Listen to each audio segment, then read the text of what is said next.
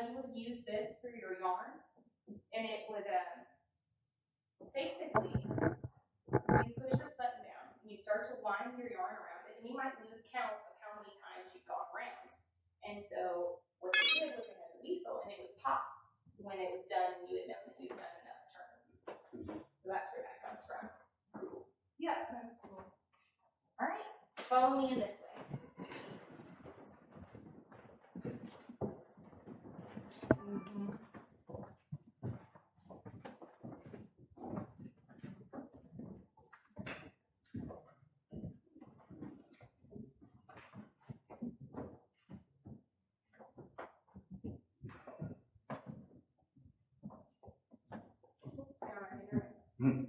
Oh, I see everything. Gotcha. So this would have been the new rendition of the parlor. So Wiley moved here. Well, he didn't move here. He became the owner of the home after William Blount died. Wiley actually moved away right after William died, and he moved to Middle Tennessee where more politics were happening, and he was engaged in that instead. But anyway, so this is William. This is Wiley. Wiley is responsible for all of the additions onto the home, though, like this parlor. So he would have still had the home as an active place to meet people and make sure that conversations were happening and you were showing off their wealth and all that sort of thing. So this is more of a parlor of Wiley's time instead of a parlor of William's time.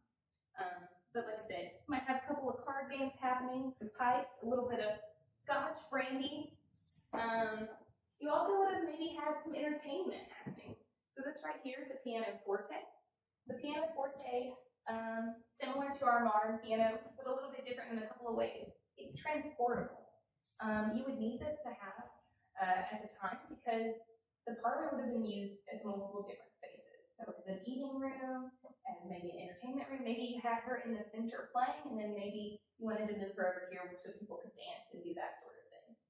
So a lot of your daughters during this time period were trained on the pianoforte. You wanted them to be good entertainers and good housewives. So that's what that would be used for. Yeah, I was noticing how wobbly it was when I took my hand off because it's movable. Other things. This room as well, if you notice, is a little bit newer because it's the only room that has plaster on the wall. Everything else has boards. This was another thing to show status, to show we have a much nicer place. And you could invite guests through that door so they didn't have to see, the older part of the house. This right here, this piece, was actually built by Thomas Hope. He is a famous carpenter, and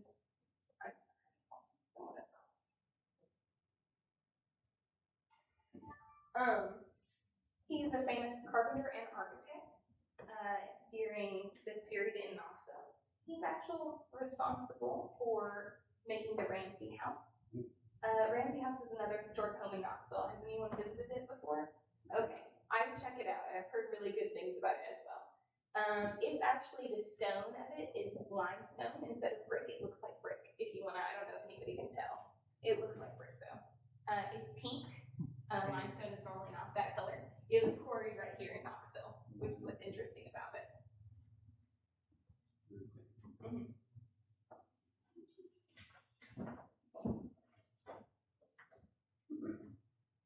Who's this? So we actually don't know the name of this, and I don't know the artist either. The interesting thing about this is that it's actually it's actually painted on wood. Yeah, So sometimes, sometimes at the time you actually didn't have enough money for canvas, and so what artists would do instead is they would take wood and paint on it. The reason this is a rare piece is because wood diminishes over time.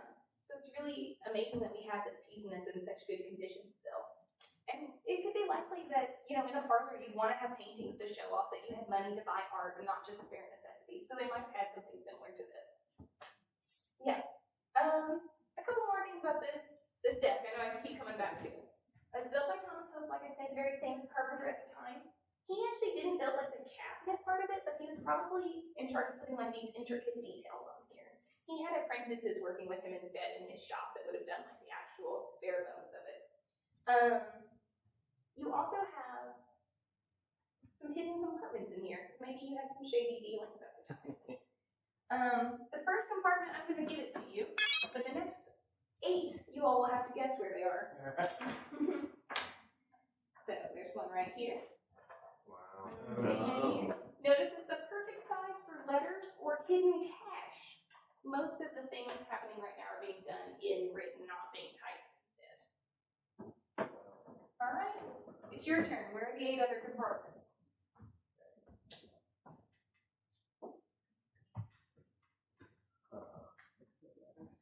Huh? Anybody? What's behind that little door? What's this door? What's behind this? It's just a regular door. Nothing exciting about the door. Brilliant, brilliant. Yes, right here in the top. Each of these is a slot for hidden letters and money. So this is not owned by Blount. It's actually owned by a judge who worked up on Gay Street. He walks down. Funny enough, Blount and this judge did not get along. They were not friends, so it's quite funny that Blount's image is constantly looking over at this desk and going, I hate that guy, I hate him. Any other questions about anything happening in here? The British sometimes call it the Scottish maid drawer because they thought the Scottish maids were not smart enough to figure out where the. Oh, interesting. That doesn't surprise me at all. It's just derogatory for the Scots, obviously. Well, and women, you know, we hate women at this time.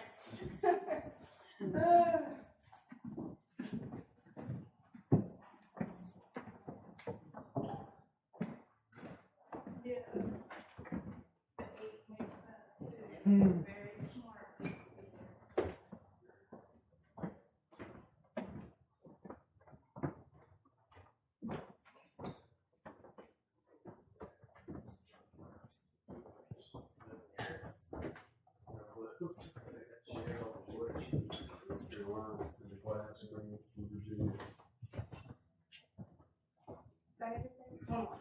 2 more? Count this thing. Okay, just one more. All right, so right now we find ourselves in the bedroom, another addition added on by Wiley. So Wiley was tired of sleeping up in that loft and knew that guests wouldn't want to sleep up there, so he said, I'm adding a bedroom in here and it's going to be nice. And then also made it so that that middle room could be a dining room to actually just have people eat there instead. Wiley didn't stay in this bedroom, like I said, this is more for guests staying here at the time. And also Blount's not alive either when this is happening. We think that this might have been a different building on the property because if you look at it, that door frame right there, do you mind pushing the door a little bit more so everybody can no other way? It's really thick, that door frame, much thicker than normal things would be. So we think that that was where the wall of the house was, and he just drug this cabin over here and nailed it over there instead. That work would have been happening by Cupid, one of the slaves that lived on the property here. He was a main architect for the Blount family. He's also in charge of building, we think, the main property as well. Other things. So like I said, this bedroom, not where Wiley would have stayed, but it is where guests would have stayed. So you don't have mattresses at this time. This looks a little lumpy, right? We've got hay, straw, leaves, horsehair maybe for fancy. You want to put the best things in here so people can stay here and feel comfortable. But maybe if someone stayed for a little too long and you don't like them anymore, you might just forget to tighten their bed ropes so that it's not nearly as comfortable of a sleeping position. Now this one has canvas. This would have done later, but at that time it was only ropes. This device right here would have been used to tighten the ropes every night before someone slept there. Oh, And also, if it got a little bit cold, you might put a couple of coals in here. And one of the house slaves, there were 2 that lived here. They usually spent the night in the parlor when it was just a 2-room house. They would come and do this right underneath the covers with the warmer. Make sure it was warm before someone got in each night. You wouldn't want to have kept the fire going at night because they were so fearful of fires burning down the home constantly. But when you're stuffing beds with straw and leaves, there are some things that might happen. Anybody have any guesses about what those issues could be? Bugs. Yes, bugs. Particularly bed bugs, right?